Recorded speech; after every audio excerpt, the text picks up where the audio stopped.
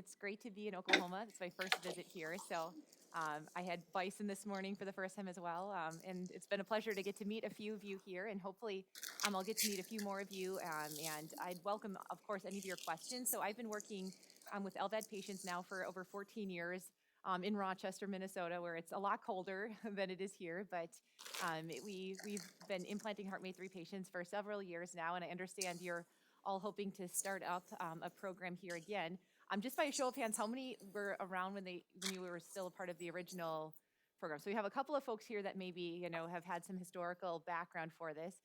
How many who are in the room have not seen an LVAD or not really quite sure how an LVAD works or functions just by? So a fair bit of people there too.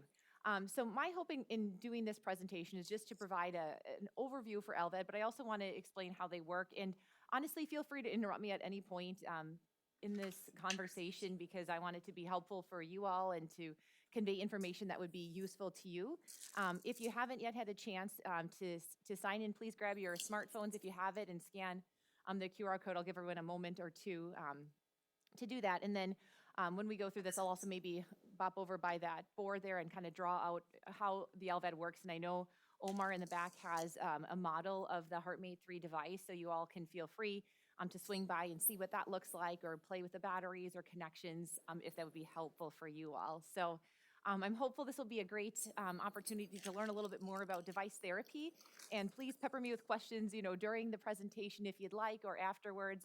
I promise there are no silly questions. I asked a lot of things when I was first being onboarded when we started with LVAD in my facility. So feel free to ask anything and hopefully I can help you out. So we'll be going through some patient management strategies for Heartmate 3. And this is me, Sarah. So this is my disclaimer here. I am representing my experience at Mayo Rochester. Obviously, your facility may want to do nuances or things that are a little bit different, and that's entirely appropriate. So one of the first things when we're thinking about starting up a program or considering VAD therapy is really the patient identification and management. So it's important to choose appropriate patients for LVAD therapy and having those discussions in a multidisciplinary setting is extraordinarily helpful. Optimizing the patient prior to going for LVAD will give them the best chance of success afterwards and will minimize your length of stay in the hospital. But that optimization does not end on the pre-side. After patients are implanted, it's important to do post-operative management for the long term. And when you're seeing the patient in clinic, that management continues. And a lot of the heart failure medications that you've seen in heart failure patients are going to be similar medications that you'll use in the LVAD population. Now, considering the severity of illness and how the patient is responding to some of this preoperative optimization is going to help you and guide your strategy and approach. You want to get a patient who is sick enough to benefit from LVAD therapy, but not so ill where you're not going to be able to help them with device therapy. So earlier referral for LVAD consideration is better. So if you're seeing patients who are, requiring, let's say, inotropic support, if they've had multiple heart failure related hospitalizations, their EF is declining and maybe it's in the 30s or 20s, your cardiac index is declining. These are folks where maybe you might want to chat with Malin or some of your friendly, VAD team members and say, hey, maybe this particular patient might benefit from advanced therapy discussion. An important thing to think about with LVADs is that L part of LVAD. So L stands for left ventricular assist device. This device is not implanted on the right side. It's not FDA at least approved for that, although some centers will use it off-label for RVAD support. So in folks, if you're doing LVAD, you really want to have a good sense of what their right ventricular function might look like and what you can best do to mitigate right ventricular risk. If you know a patient has isolated right ventricular failure independent of left ventricular failure, that may not be the best candidate, for example, for an LVAD. However, there are a lot of things that you can do to optimize the RV, and those things would include, diuresis, reducing congestion, lowering PVR.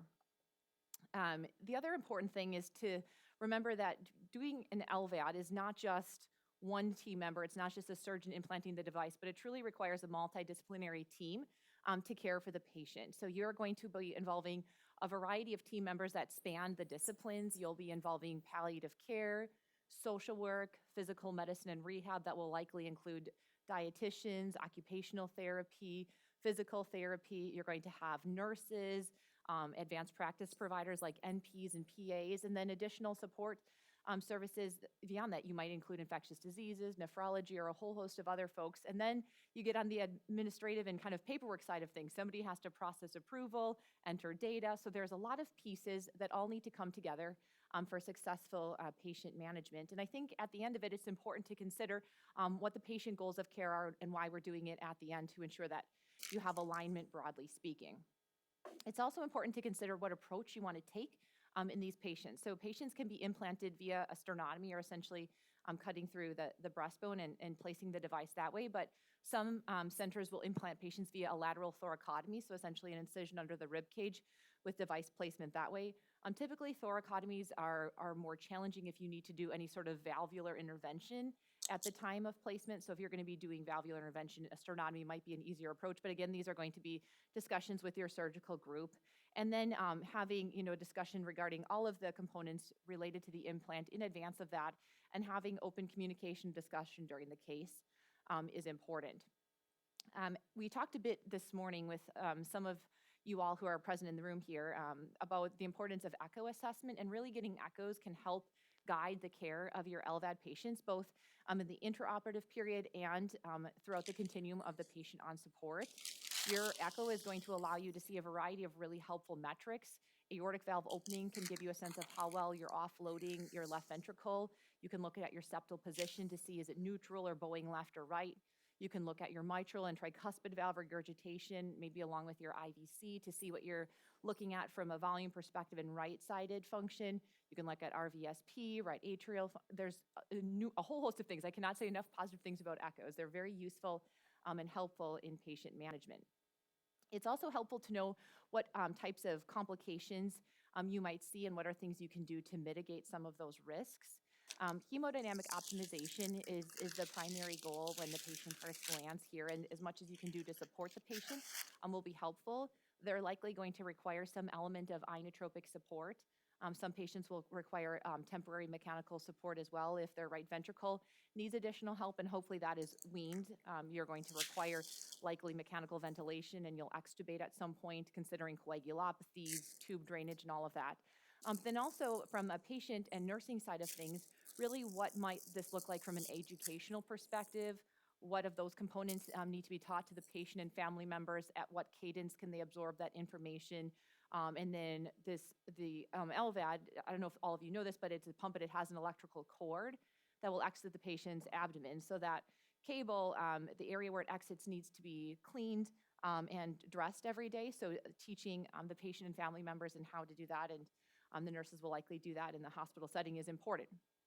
When I mention hemodynamic optimization, that's kind of an all-encompassing term that includes medications, but also you can use your blood pressures to help guide that. One thing that can be challenging in LVAD patients is obtaining a blood pressure. So if you think about it, your heart, if you feel, in your wrist and you have a pulse, you have both, a systolic and diastolic component to your blood pressure. Maybe you're 110 over, let's say, 70.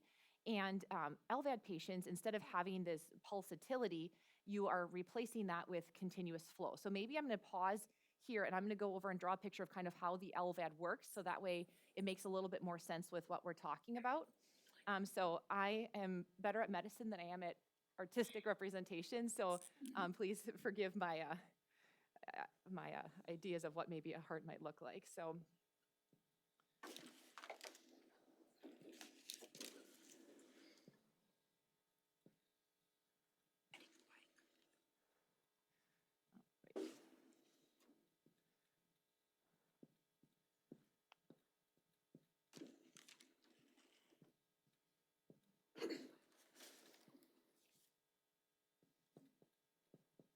okay, so if we think about this as our heart, and if you're looking directly at me, for example, my left hand is over here, so I have my left-sided circulation on this side and right-sided over here.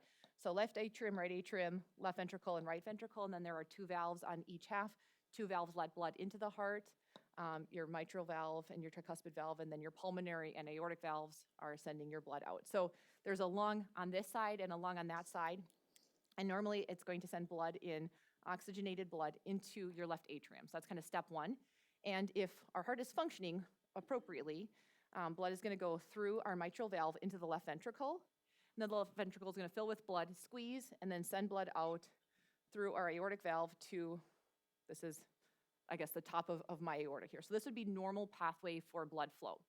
Now, patients that qualify for LVAD, unfortunately, have what we call reduced ejection fraction. So ejection fraction is basically like a percentage, it's a fraction. So if you have, let's say 25 over 100, that would be 25%. So if you have an ejection fraction of 25%, for example, if you have 100 particles of blood in your heart and you have an ejection fraction of 25%, 25 of those blood particles are kind of getting out your aortic valve to your aorta to the body. Now, unfortunately, our bodies do not function very well with ejection fractions of 25% because oxygen is essentially the fuel that allows all of our organs and muscles to run and function appropriately. So then you start to have some of these end organ dysfunction. So you're not getting enough blood flow to the kidneys, so the creatinine is going up. People are having, more fatigue and they're tired because they just don't have the capacity to perfuse everything that requires perfusion when you're limited from a capacity perspective. So what the surgeon would do in this case is say, okay, clearly we have an issue here and there's no medication or magical injection that we can just give the patient that's going to increase their ejection fraction to, let's say, 60%. So what they'll do is they'll make an incision at the apex of the left ventricle. And I hope everyone can see this over here. I'll maybe switch sides. And they'll place this LVAD. In this case, I'm drawing a Heartmate 3.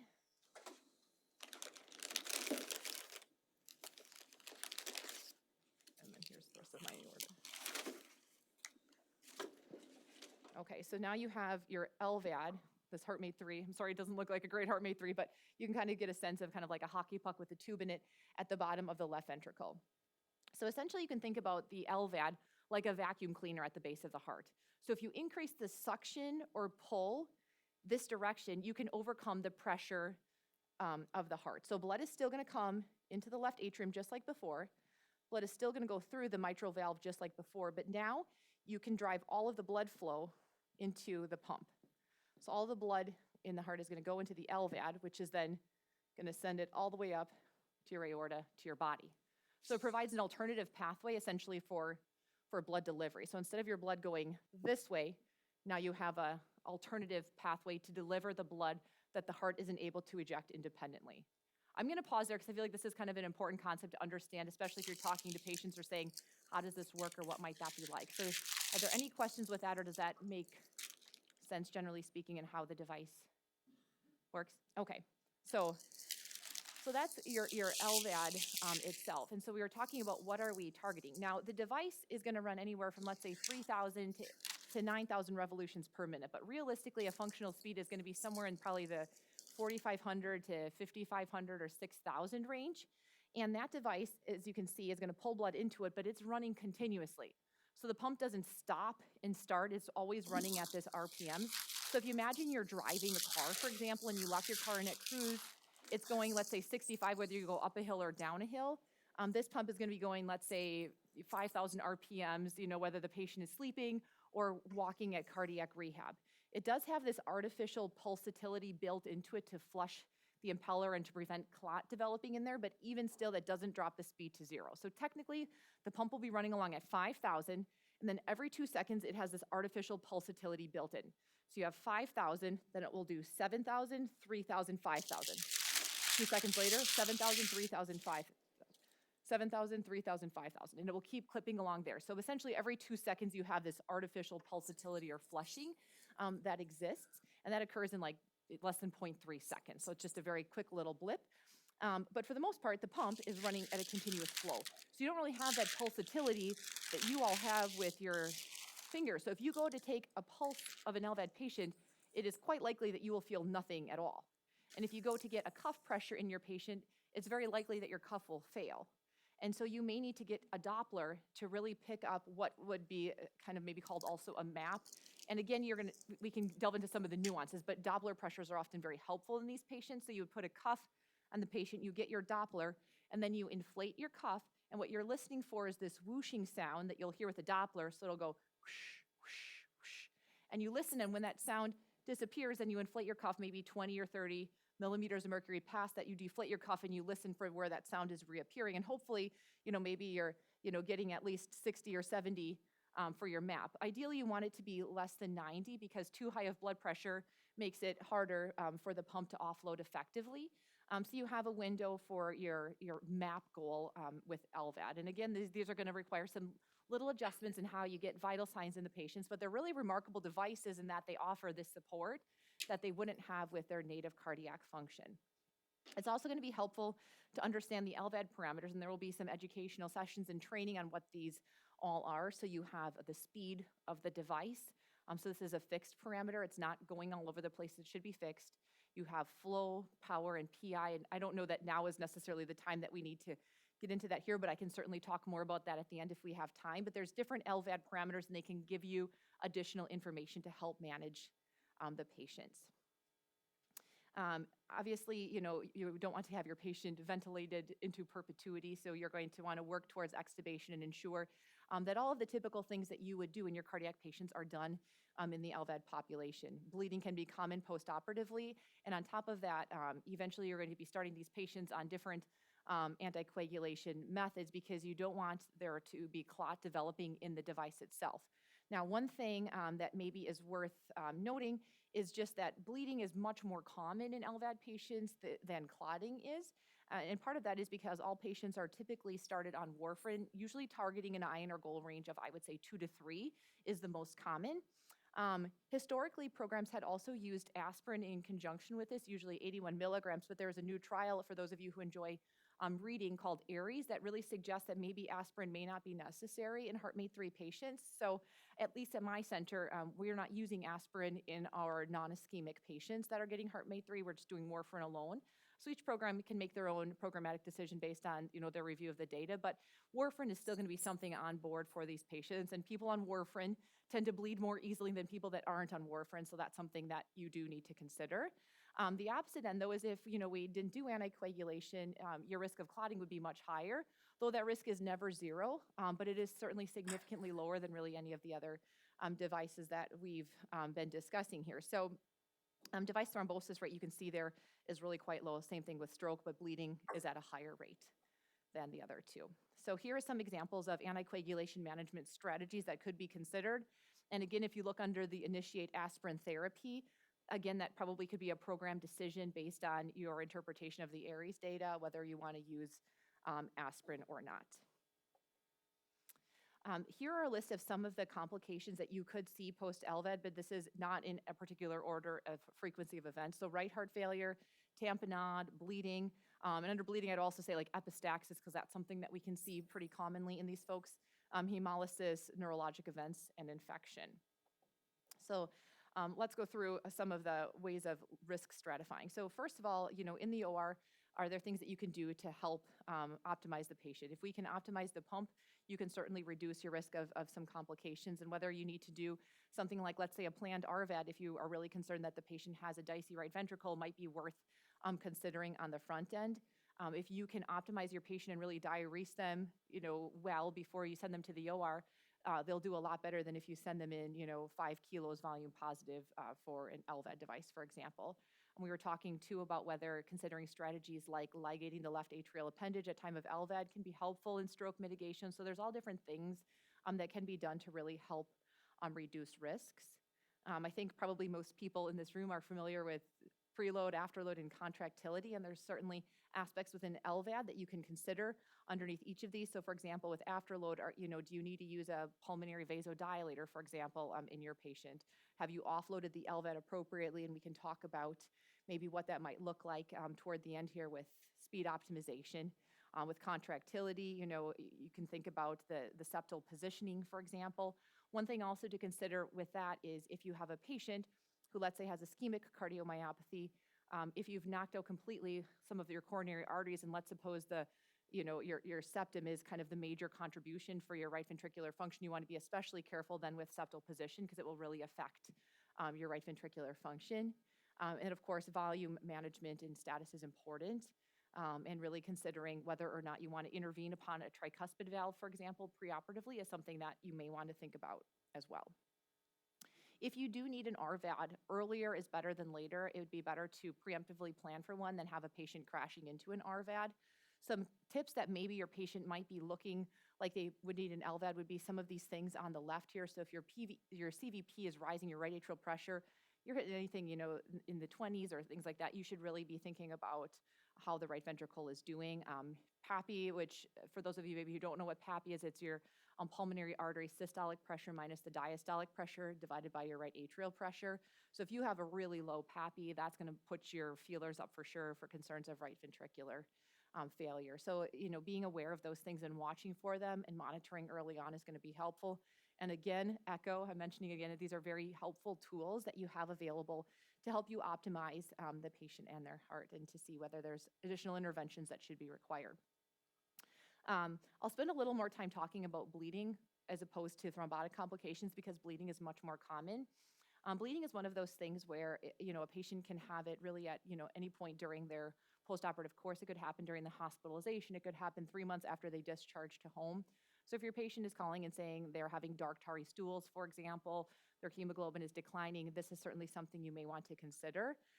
In patients that have had a history of bleeding, often de-escalation of anticoagulation is entertained. So you may want to target a lower INR goal range, maybe 2 to 2.5 or 1.8 to 2.3 or something that's lower than that 2 to 3 to minimize their risk. Utilizing a PPI, maybe you're going to do pantoprazole, maybe beforehand to minimize the risk of bleeding. It could be helpful. There's also a lot of novel medications that are really off-label use, but that can be really helpful in patients with GI bleeding. So a couple of those would include like danazol, octreotide, pazopanib. If you experience this, just reach out to me and we can kind of go through what some of those things might look like. But there's a lot of strategies to try to, mitigate risks of these sorts of complications recurring. People are always concerned about thromboembolic events, whether that's, a stroke or a clot in the device. And then, the important thing is, especially in strokes, is engaging your neurology colleagues as well, because anticoagulation reversal in these patients usually requires a multidisciplinary discussion. An important thing to think about too is if you have a patient with an infection makes you prothrombotic and more likely to have an event. So really careful management of infection can help to minimize some of those risks. Here are some of the things to look for if you're worried about hemolysis. So LDH or lactate dehydrogenase is kind of the lab test that's going to be your key if you're looking from a lab perspective. So anything that's 2.5 or 3 times baseline is essentially thrombosis or hemolysis in the LVAD until proven otherwise. But if you think about it, what is it measuring? It's measuring blood breakdown product. So for example, I had a patient who, fell and then had this massive hematoma by their hip. And so her LDH was over 1,000, but it was because she had this very large hematoma and was, she had all of this kind of blood breakdown products in her hip, and it wasn't that her pump was clotting, for example. So you don't just want to jump straight to, to treatment of pump thrombosis, but you definitely want that to be on your radar and rule that out.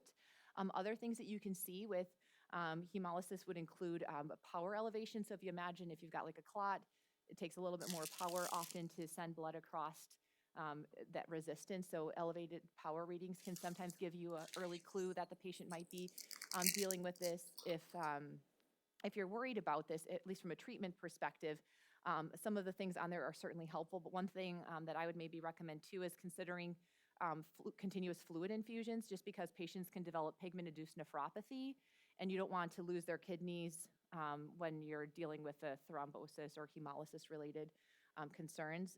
And certainly, there's different IV medications that you can use to potentially stop progression. Some programs will do thrombolytics for LVAD patients that develop this. And again, these kind of require, per patient specific discussions if these were to occur. Infection is one of those things too that also remains a constant risk with LVAD. So if you imagine you have this electrical cord coming out of your abdomen, if you could tug that cord really at any point, whether it's in the hospital or you go home 2 years later and you catch it on a doorknob and yank it. And so some of the things that you can do to really help minimize those risks is kind of helping patients from a nutrition perspective. Higher BMI often is associated with type 2 diabetes, and you might have elevated glucose readings in some of those patients, and then that's basically like free sugar for bacteria to eat, so infection can sometimes be worse in that patient population. Also really good education in securement strategies. So often what programs will use is some sort of an anchoring device on the patient's abdomen to hold that cord in place.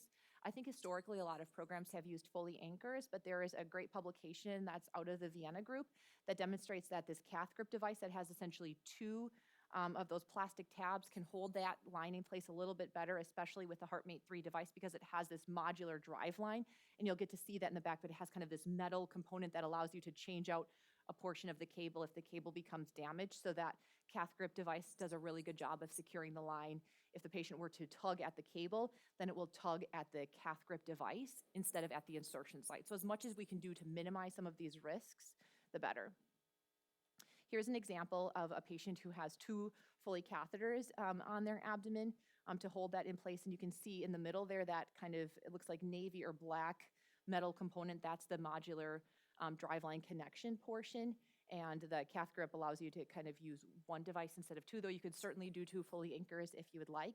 It's also really important that patients understand how to do sterile driveline exit site care, and that they or their caregiver is comfortable doing this at home, because this is something that is within their control and their ability to minimize their infection risk for the long term.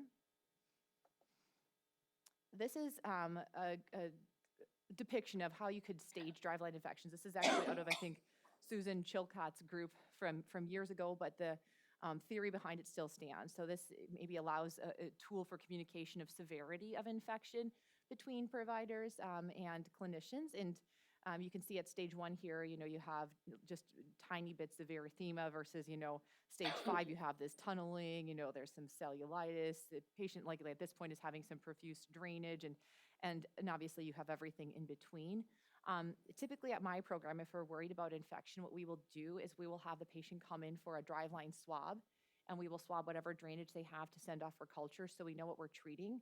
And if we are concerned about infection and it's not just some, serous drainage that could be expected and normal, we might start preemptively something like, let's say, Keflex 500 QID to tide them over until we get culture results back, and then change antibiotics based on susceptibilities. If I'm also worried that my patient has an elevated white count and they're febrile, I may want to grab blood cultures as well, just to make sure that this infection is not just limited to the skin area, but perhaps could be more systemic. So depending on how high or not your suspicion is for infection may drive the intervention that you would like to consider. But certainly you want to be on this earlier than later if you are worried about infection, because this is something that you can commonly see in LVAD patients. And some of it in part depends on how well the patient is doing at caring for the site themselves. Are they really using sterile technique at home? Are they cleaning their hand? Like, all of those, are sometimes factors that are a bit out of our control. So always keeping that on your radar is important. I want to spend a little time talking about LVAD hemodynamics. Ideally, you would like your patient to be euvolemic, or essentially kind of at a neutral fluid balance. When you have a higher CVP or kind of a right atrial pressure, these are folks that, the right ventricles are really going to struggle, but it's also going to make their kidney function potentially worse. And you do not want to end up with a patient that ends up requiring CVVH or dialysis, because this can decrease mortality in this patient population. So if you're seeing a patient who you're worried about is holding on to more fluid, you want to be aggressive with diuresis in helping to optimize these patients to target these normal hemodynamics as much as you're able. We also, for patients that really do struggle, have some patients that are on home inotropes plus LVAD. So they'll maybe have a milrinone pump and their LVAD, and that's really helped them to be stable at home and not require frequent hospitalizations for this. So these are things that, on a per patient basis can be entertained. Again, I mentioned that the Heartmate 3 is a continuous flow pump. So it's not starting and stopping, and it does have this artificial pulse that we discussed, that every 2-second little variation in your speed. And so blood pressures can be challenging because you don't have that systolic and diastolic component. So obtaining a Doppler pressure can be very helpful. But one of the important things to consider is, depending on how optimized your patient is or is not, let's suppose you have your pump speed turned on, but maybe your aortic valve is still opening every cycle, you're still ejecting some blood that way, and maybe your patient does have a faint pulse, for example. And if you have a blood pressure, let's say of 90/50, and let's say that the average is 70 or something like that, your map. You could grab a Doppler, but if your Doppler is actually picking up the systolic, that 90, maybe you would think, oh, I need to do a little bit more optimization because I want to lower that blood pressure a little bit. But really, you're picking up the systolic and not the map. So I usually try to recommend to obtain both a cuff pressure and a Doppler. And if the cuff fails, then you just rely on your Doppler, but at least then you know, is your Doppler tracking your actual map or is it tracking your systolic? If you want more information on this, there's a really great publication by Jennifer Cowger, and it has a little tree there that kind of explains when do you believe your Doppler and when do you believe your cuff map. So if you want to do a deep dive into that, it's a great publication and kind of a great tool to help you guide blood pressure management. Again, you want to have enough pressure that you're able to support the patient. I mean, if your blood pressure is 0, your patient's going to be on the ground, right? That would not be ideal. But you also don't want so high of a blood pressure that you can't offload the left ventricle because the pressure is too high. So ideally, you probably want to target somewhere between 75 and 90. And honestly, I'll let some patients even get into like the high 60s and they do fine with that if they're ambulating. You kind of want to titrate to your patient's symptoms. And some patients, they're anywhere, less than 80, they just feel miserable. And some people, they're totally fine. So this is where you're going to want to know your patient. But ideally, you want to be less than 90 if you can help it. We talked a little bit about what low flow alarms might mean in an earlier session today, but low flow, I think, is frequently thought to be that your patient is dehydrated. I think that intuitively would make sense, right? Low flow, not enough fluid and drinking fluid, and certainly that's something that you can consider. But you can also have low flow if your patient has, let's say, right ventricular failure. And if you add more fluid in a patient who has right ventricular failure, you're only going to worsen that. So it's really important that you kind of think through what might be causing that low flow. And most commonly, it probably is going to be that volume depletion, but it's important to keep other things on your radar. For example, let's suppose your patient is having arrhythmias and that is interrupting, the standard flow through the device and you're having low flow alarms there. Well, then perhaps maybe you want to introduce maybe amiodarone loading, or you need to, cardiovert your patient, or depending on, the arrhythmia presentation. So there's other things to consider besides just volume when you're thinking about low flow, and having all of them on your radar is important.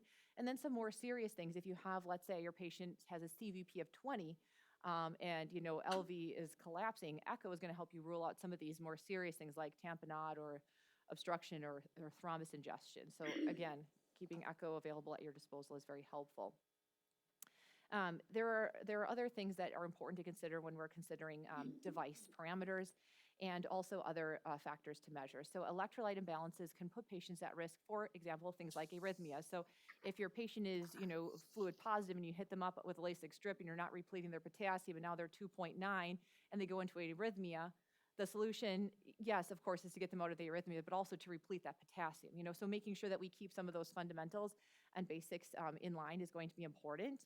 Also thinking about where your cannula position might be. So if your cannula, that tube, is, let's say, pointing towards your septum or pointing towards the lateral wall, you can imagine how that could cause an obstruction depending on where that's positioned. So, I mean, the thing is, you can place the inflow cannula in a great position in the OR, but your patient is supine and they probably have some volume with all of the, the drips and everything that's going in the patient.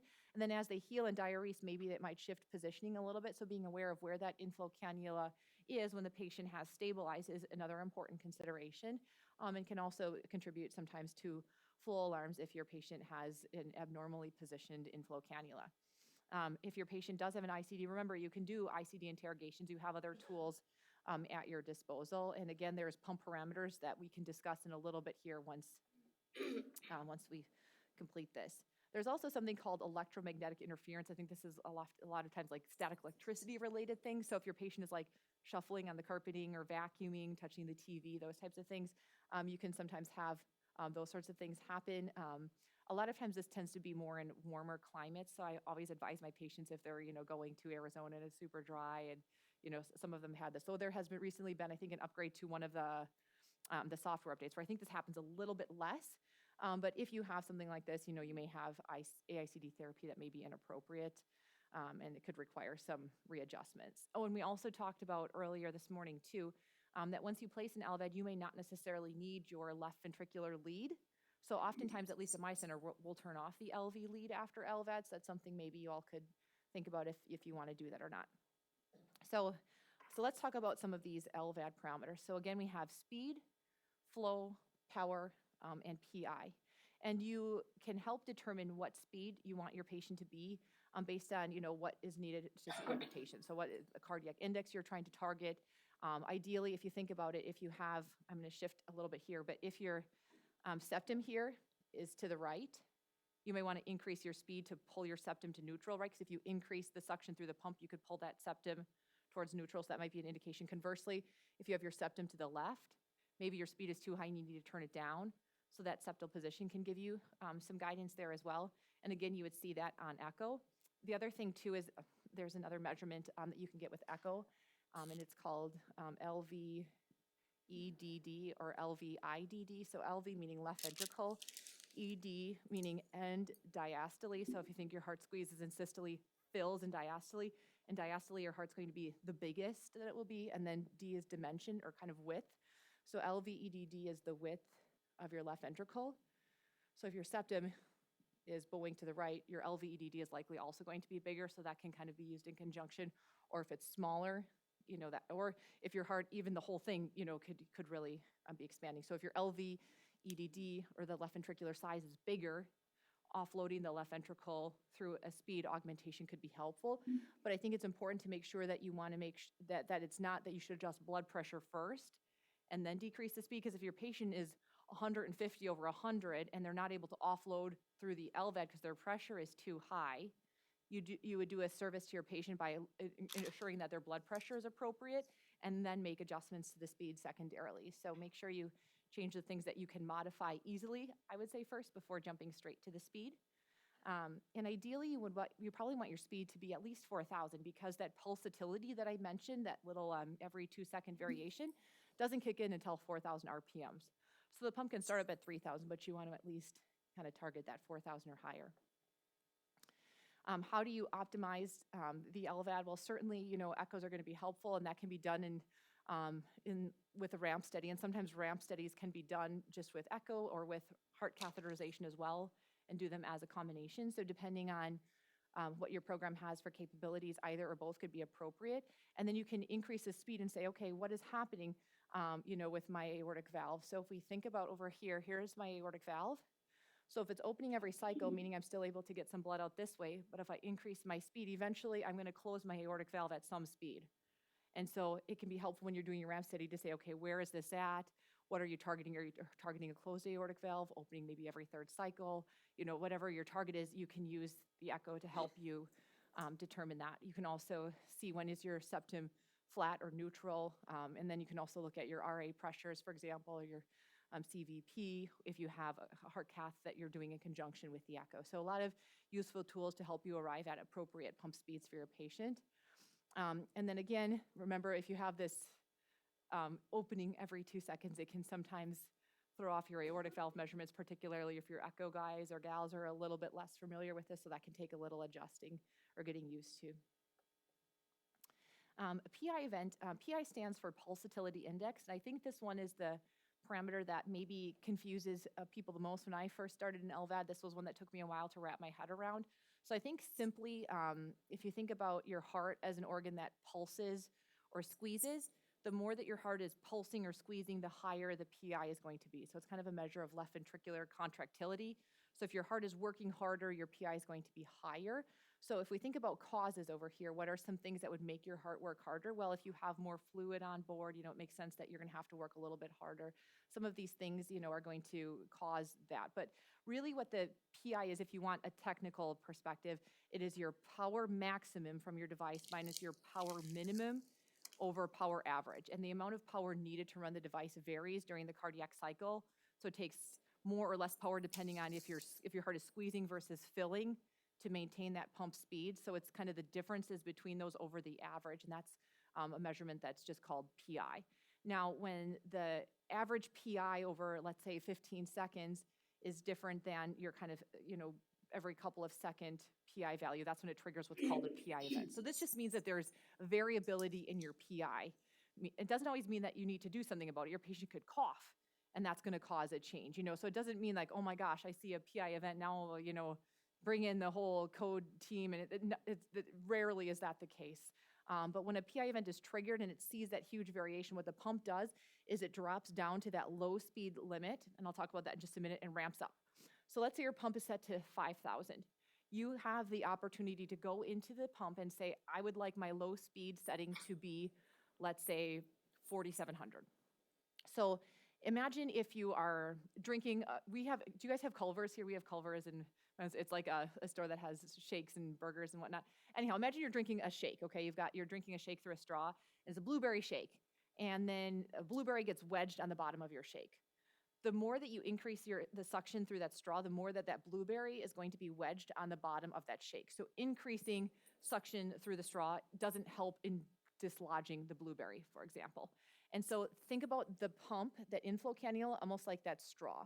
And so it's going to be pulling blood out of the heart. But if it were to, let's say, attach onto the septum or attach onto the ventricular wall, you would not want the speed to increase because that's only going to worsen the problem. What you would want is an option for the speed to decrease temporarily to allow the inflow cannula to become free and to continue to allow blood flow to happen through the device normally. And so a PI event can be because of a suction event, though that's not the most common cause, but it's one you definitely want the pump to be able to do if it needs it. And so essentially what the pump would do anytime it sees this variation would drop to that lower speed and then ramp back up in increments of 50 back to your fixed speed. So it'd go 4,700, 4,750, 4,800, 4,850, et cetera, until you get to 5,000. And then it will keep clipping along like normal. Doesn't trigger an alarm. The patient would know that it happened. You wouldn't know that it happened unless you brought them to clinic and you interrogated the device and you saw, aha, on February the 10th at 2:39 in the afternoon, you had a PI event. Then you would know. Maybe they're like, oh, I coughed at that time or brushed my teeth, or maybe there was something else that was happening. But again, these are things that may not always have serious consequences, but it's worth understanding what they are. When you're thinking about discharge planning, there's a lot of considerations that all should be thought about before you let your patient out the door. Of course, you want your patient to be medically stable, but you also want their caregiver or whoever their person is identified who's going to help them at home feel comfortable with the education, know how to do dressing changes, and generally be able to help the patient at home because they're going to be the patient's kind of first resource in addition to your VAD coordinator and your team. You also want to make sure that their equipment is ready. And I know there's different tracking tools that will be introduced to you all to help you make sure you know which batteries are assigned to which person and which charger and all of that. But having all of the equipment ready and able to go is helpful as well. We at my facility will send out letters to the referring provider, to their primary care provider, to EMS in the area, so that way they know, hey, you've got a VAD patient coming. So we make a list of kind of all of the different areas where we can send letters and send those in advance of discharge. So when the patient arrives at home, it's not the first time that maybe any of these ancillary support groups might need to help the patient. Another important one to consider is an electric company, because if power happens to go out, you want to make sure that power is restored to the neighborhood where your patient is at, because they depend on power, especially at night, to run their device. Though they will likely get numerous batteries, and a pair of batteries within the Heartmate device will last anywhere from like 12 to 20 hours, and they'll have multiple sets. So they have plenty of battery support to likely get to you all and plug into hospital electricity if, worst comes to worst, but it's nice to at least have the electric company aware.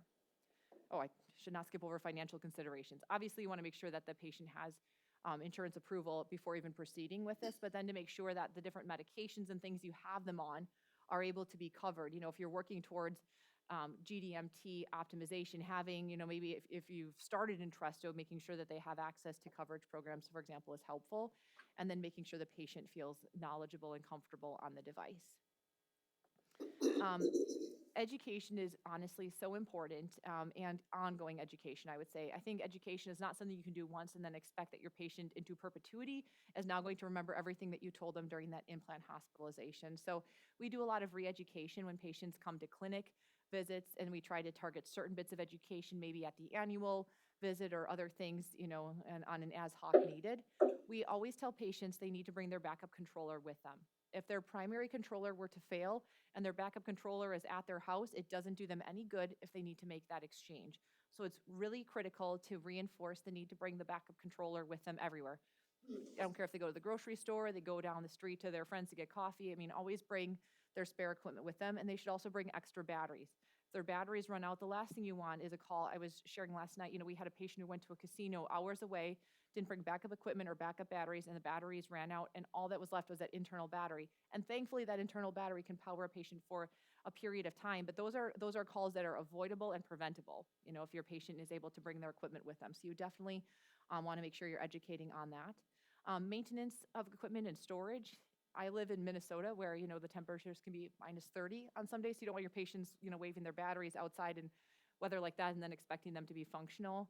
Conversely, if your patient is, going to go to Arizona and it's, 120 degrees, you have those extremes. So really, we'll have our patients often keep them in those like little lunch boxes, those insulated ones. That way their equipment is somewhat temperature controlled.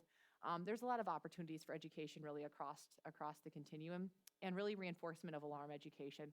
Alarms, I think, are the things that patients, and probably a lot of you all, are maybe the most concerned about. Like, what if there's a beep or an alarm and I don't know what to do for X, Y, Z? So really reinforcing what to do in the event of alarms. What we usually like to do is to say, what are the most serious things that could happen? And what would you do in those situations, and make sure they're very comfortable there? Because if they can do those serious things like a controller change successfully, then all the other things are much smaller, as far as anxiety provoking, comparatively speaking.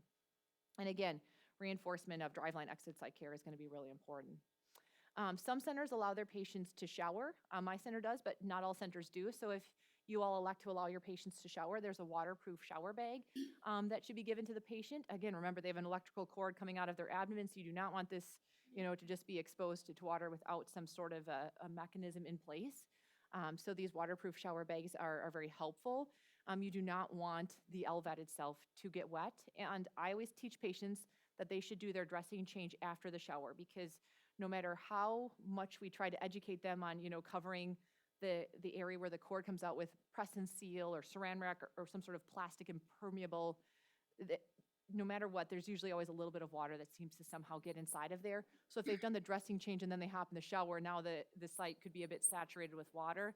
That's less ideal than if you say, okay, do your shower and then do the dressing change afterwards. So that's, do whatever you want, but I would recommend maybe that might be a little bit better of an approach.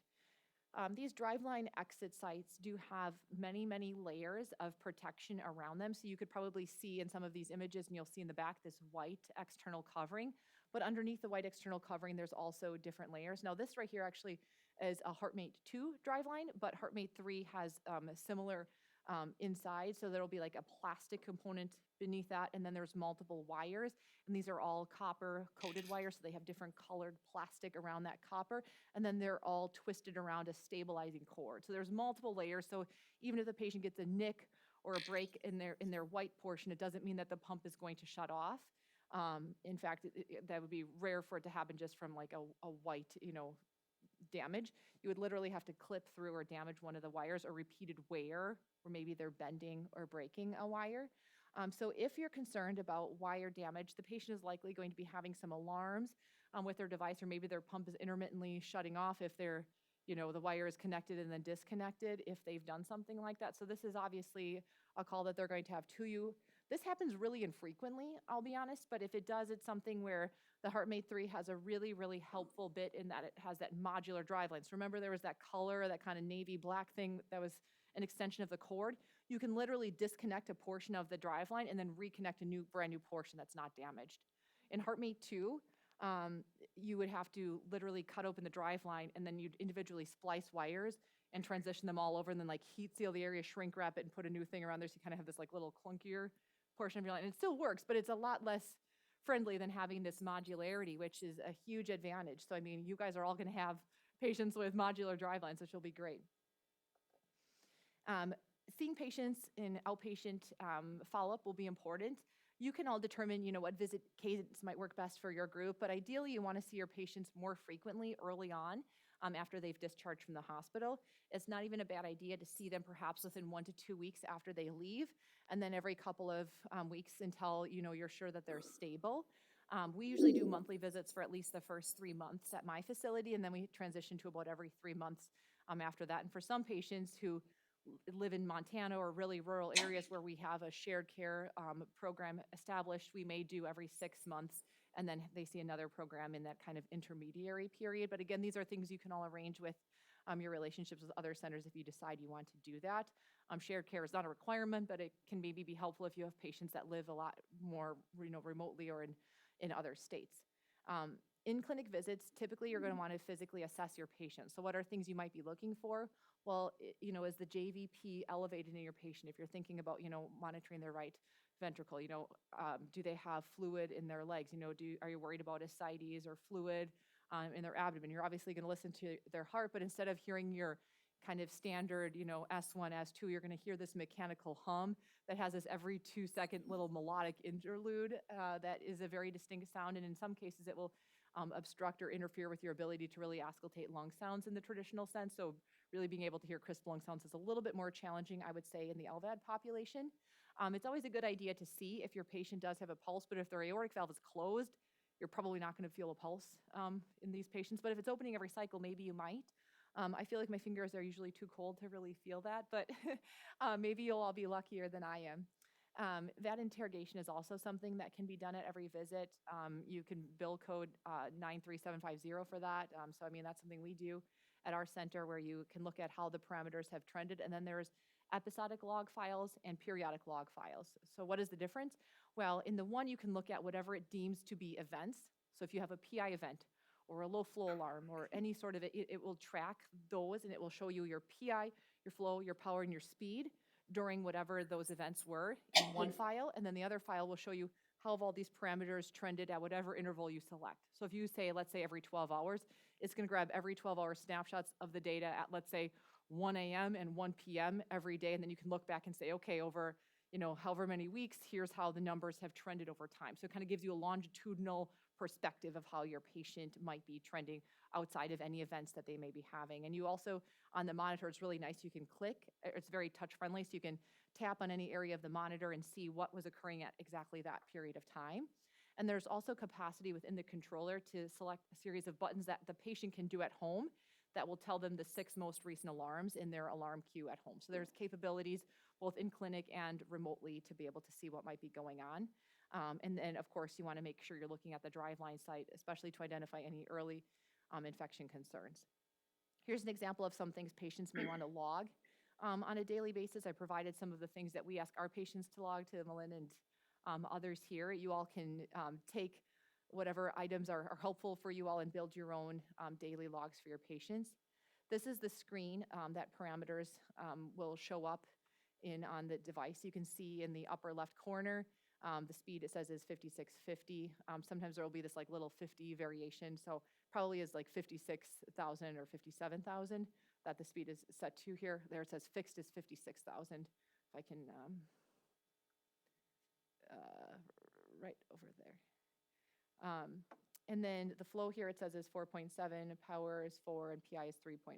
So those are those different parameters I was telling you about. And then depending on, let's say that flow drops to 1.8, that could trigger a low flow alarm, for example. So then when you go look in the alarm queue, instead of saying no active alarms, which over here right now it says like no active alarms there, maybe it would say low flow alarm at whatever time it was. And maybe, your patient took an extra diuretic then, or, had a run of VT or whatever it might have been, that could have contributed, or maybe they were just, dehydrated. So this is kind of the screen that you would be able to use and look at. And again, it gives you the options for both periodic logs and episodic logs. And you also can see, I'm just gonna step over. Can you see me on this screen here? Okay. So right over here, it says no active alarms. So if there were an active alarm occurring, this would be illuminated and you could have an alarm across the bottom. So let's suppose that internal battery that I mentioned, that's, that could power the patient, that's good for 36 months, but let's suppose it's less than 6 months. That would be an indicator for replacement. So that will flash across the bottom of your screen. So that would trigger you to say, oh, gee, I gotta call Melinda or whomever and, get a new battery for that controller. And then this allows you to see the alarms over here as well.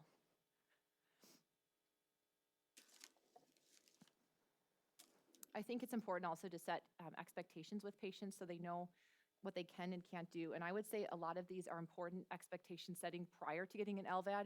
You don't want to blindside a patient after the fact where they think, okay, I can do all of this stuff, and then it's a surprise at a clinic visit that these are things that are not advised. So for female patients, pregnancy is definitely not advised at all with LVAD. Warfarin is a teratogenic medication, and you don't want to be dealing with that. So we advocate for, no pregnancy at all in our female patients.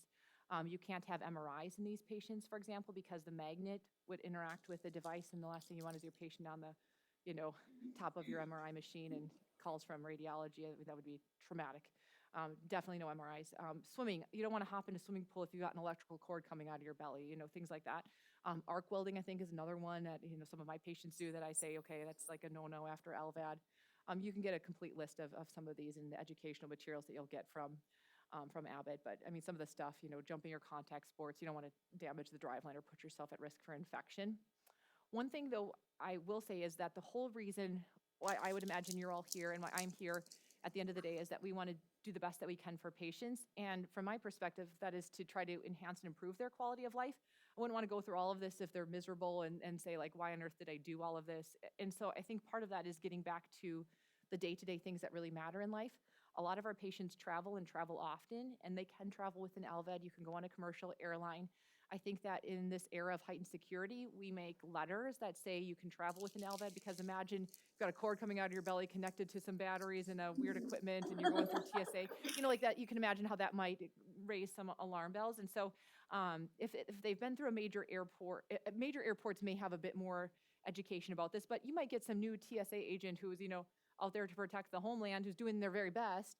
And, they see this patient. So kind of spending some of that time in education for travel and how to do so successfully can really set your patient up for success in that area. We have patients that go on cruises, they do flights, they do all of the normal things that everybody else does.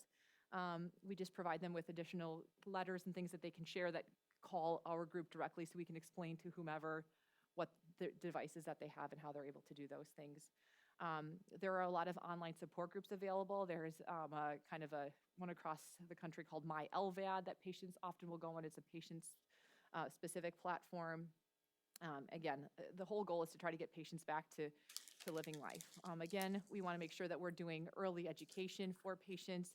Make sure you're targeting appropriate INR goal range. You don't want the blood pressure too high, because you want actually the LVAD to be able to offload the left ventricle, and make sure you're keeping an eye on that RV and managing the volume. So these are several of the abbreviations that were used in this, but I guess thank you all for your time here. But I'm happy to stick around and answer any questions you have. There's a QR code for surveys. There's a lot of, if you guys are interested in this, if you go to the Abbott website, there's some fabulous educational content on there if you guys want to learn more. So I think hopefully this has been helpful, maybe giving you a little bit broader of an overview on what LVAD therapy might all entail and how to manage patients. I'm so excited that you'll get to have a patient soon and are starting a program, and hopefully we'll all get to stay in touch. So I guess with that, I'll open it up for any questions you have or anything you want to know. I couldn't quite get it. Airline flights. We advocate for most of our patients to kind of like wear compression socks or get up and walk at least once or twice during there. What you don't want to have your patient do is fly on those tiny little, like 3-seater planes. We don't do, and I think they have to be pressurized to a certain degree to actually be safe for patients to fly on. So I think it has to be commercial only, but we haven't had issues with that otherwise. Yeah, but yes. You emergency have a hand pump that you use? Yeah, that's a great question. So with the XVE, it kind of had this pneumatic system, so you could hand pump a patient through this tubing mechanism. But now, because all of this is electrical, there isn't an option any longer to do hand pumping. So that was exclusive to XVE. So the Heartmate 2, Heartmate 3, neither of those have a hand pumping capacity. So if the pump were to stop or malfunction, that's why it's really important that they have that backup controller to change to, because then that backup controller would restart then the device if there were to be some sort of an issue with the controller. But there is not a hand pumping option. However, with the XVE, the other thing that it had, I don't know if you remember this, but there were those bearings, and you would literally measure metal shavings that came out of the device. So you knew when the bearings had wore down to the point that you would then have to exchange the device. And that would be about every year and a half. So there's no external power source. It's just strictly battery? There is also the option for wall power. So you can have AC or DC power. So most patients, what they will do is use batteries during the day or when they want to be a little bit more free to ambulate or do whatever they're doing. And then at night, there's 2 cables, and they will connect that to a 21-foot cable that connects to a box that essentially converts AC and DC power that plugs into the wall. So they essentially get 21 feet of tethering room that they can still walk around and do things with, and then they usually sleep on wall support. And you may say, well, then what if the wall power kicks out, right? That's always the question. So if the wall power were to kick out that internal battery inside, it'll alarm and say, you have now switched onto internal battery support, and that internal battery will power the patient for a minimum of 15 minutes while they kind of get their bearings together and switch to batteries. Yes.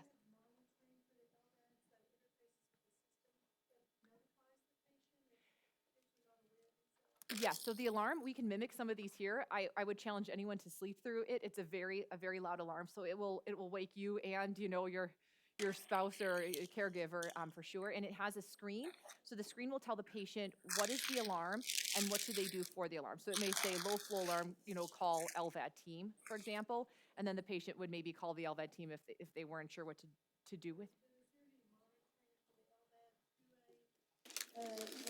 Oh, it does not have Bluetooth capabilities to remotely transmit data. So that's why we ask patients to keep a log. So when they come to see me, for example, I can download and see all of that data, but I can only see what they at least have recorded. But there is the capability within the controller to push 2 buttons and it will pull up if there were an alarm, for example, the date of the alarm, the time of the alarm, how long it occurred, and what the alarm was. And so then that can help me triage, okay, this happened at this time and what to do about it. Yeah, but maybe someday I think Bluetooth capabilities would be great. Any other questions?